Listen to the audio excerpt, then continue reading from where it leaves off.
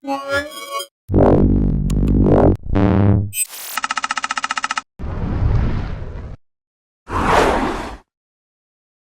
I'm Roland with Mobile Geeks, and we're in Berlin, Germany for IFA 2013, and what we have right here is the ASUS Fonepad Note 6, which is basically a Full HD IPS panel on a 6-inch device. That's a phone and a tablet in combination, and it looks kind of like a Samsung Galaxy Note of the second generation, or first generation actually.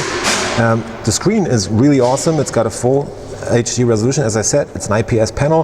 The screen brightness is really great, so you'd probably be able to read this outside, and we're in really bright conditions right now. This is full brightness, and yeah, it's really good.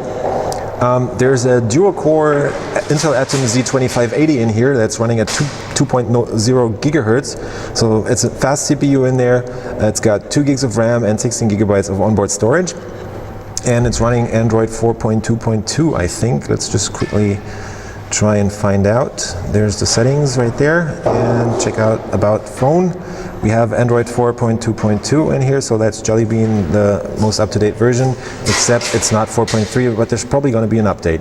ASUS is not really modifying anything on the interface itself. There's just a couple of differences on the design of the settings menu, and on this device they're actually missing the mini apps which you have on the other ASUS devices, where you could have small apps on top of the typical Android user interface. Performance is really zippy. As you can see, the Atom graphics is actually doing a pretty good job. And let's take a quick look around. We have up here a, I think, 2 megapixel front camera down up here, and on the bottom we have dual speakers blasting to the front, just like on some Samsung devices. On the side we have the power button and a volume rocker. On the bottom there's pretty much nothing except for this micro USB port and a microphone right there, and another little thing that I'm just going to tell you about in a second. And up here we have a flap behind which there are the SIM card slot and the micro USB port. So this is actually a 3G capable device, and it's a full-sized phone. On the back there's a 5 megapixel camera, I think, and this looks like another mic. The back is all plastic. It's got this glossy, flickering, glizzy finish. It attracts a lot of fingerprints, but it feels sturdy. The price point should be pretty cheap actually, because ASUS is not really saying anything about the pricing, but as usual the Intel devices and the ones which are made of plastic and come from ASUS themselves are mostly pretty cheap. And there's another special feature on this, which is this stylus that is integrated into the casing right here.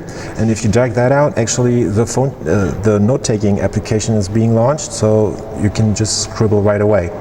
Let's check this out. It's got a capacitive touchscreen and it's stylus capable. I think the stylus has continue. I think the stylus actually has